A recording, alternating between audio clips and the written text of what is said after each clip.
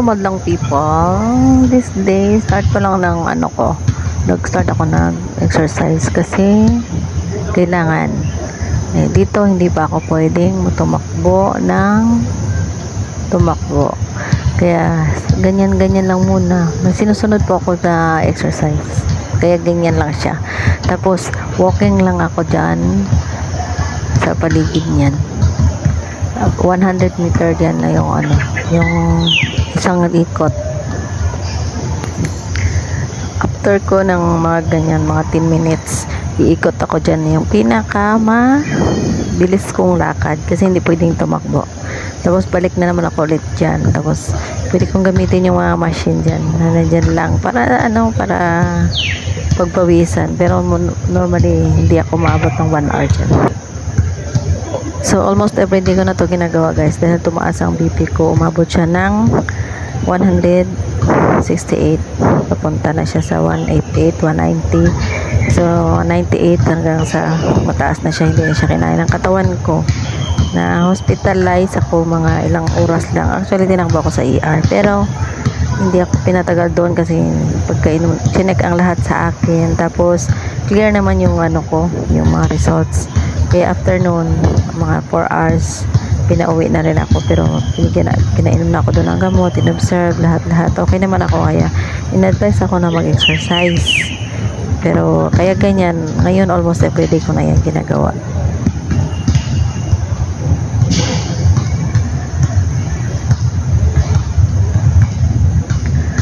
So after noon, may gamot ako na binigay ng doktor na pang 1 week pero kailangan ko i-monitor ang BP ko. Monitor ko siya in a week, twice a day. Kung tataas siya ng 140, kailangan ko uminom ng gamot. Kung hindi ako pwedeng uminom ng gamot kasi hindi nga klaro kung saan nanggaling yung pagtaas ng BP ko.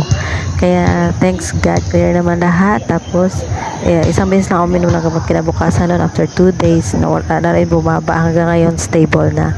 So bumalik ako sa doktor, chinik ulit at saka tinignan yung records ko. Naman siya, hindi siya isang number lang, syempre taas baba, pero at least hindi na siya lumalagpas ng 140. Kaya hindi ako binigyan ng gamot para pang maintenance. Natawa lang ako kasi diba, kasi ganun talaga pag nagkakaedad na tayo. Pero hindi nila na-clear kung hindi klaro kung ano ang kinanggalingan, ang causes.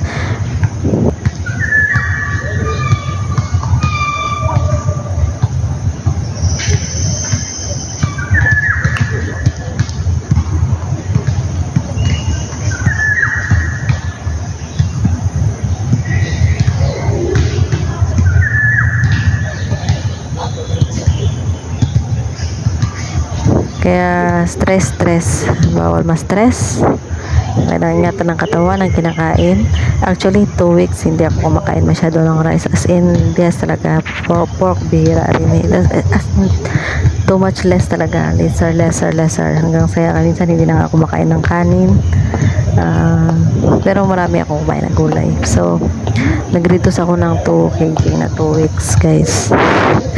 Siguro pero tingin ko stress siya kasi minsan na-stress tayo sa mga pangyayari. Siyempre hindi natin maiwasan, lalo tayong mga babae mahilig tayo mag-overthink. So gano'n yung epekto sa atin, hindi talaga maganda.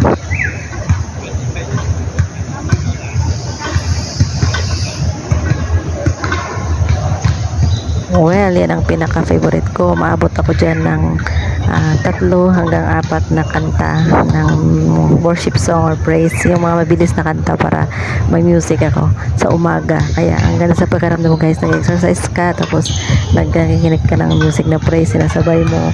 Parang hindi ako titigil hanggat ako hindi maubusan ng hininga. So almost everyday ko na yan ginagawa guys. Okay lang kasi basta ini-enjoy ko na lang, pero okay na ako ngayon, hindi na ako masyadong worried. Tapos iniiwasan ko na talaga mag-isip, kaya magnanakaw talaga guys ang sakit na yan, high blood. Hindi mo talaga alam kung kailan darating at hindi mo rin alam kung bakit. Magugulat ka na lang talaga guys, kaya mag-ingat-ingat po tayo. Actually, hindi ko siya nilagyan ng sound guys kasi ang ganda ng huni ng mga ibon kasi maaga pa yan, mga 7. Tapos marami na exercise, may nagpa-basketball dyan sa kabila, kaya ganyan, kaya putol-putol. Yung unang clip pala na to is 2 weeks na to guys. Lagi tayong positive sa life guys. At saka iwasan talaga natin, i-cut off na natin yung mga bagay na nagpapa-stress sa atin. Kailangan natin ng pagbabago sa life, lifestyle changes na ika nga. Magbago tayo ng lifestyle guys kung kailangan para sa health.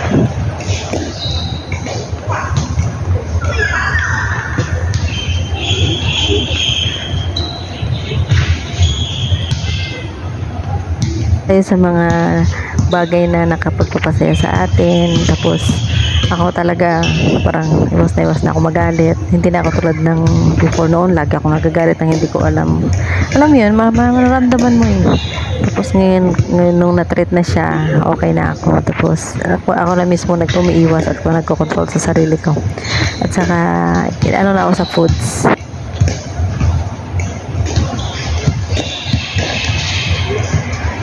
Hindi na talaga ako nagtitiwala sa sarili ko guys, lalo na sa pagkain. Sa mga kinakain ko ay, hindi naman ako sobrang pero ramdam ko na kaya ingat po tayo. Wala talaga sa edad yan, sabi ng doktor, wala talaga sa edad yan. Dumarating talaga tayo sa point na mararamdaman natin na may something sa ating katawan guys, magpa-doktor talaga tayo.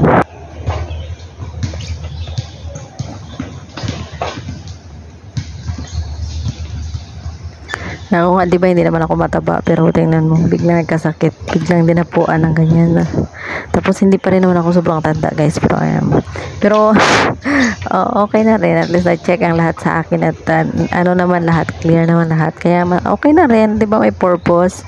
At saka siguro tingin ko pinaparamdam lang ni God na take it slow, medyo slowly tayo, slow muna, pause tayo ng konti, pause.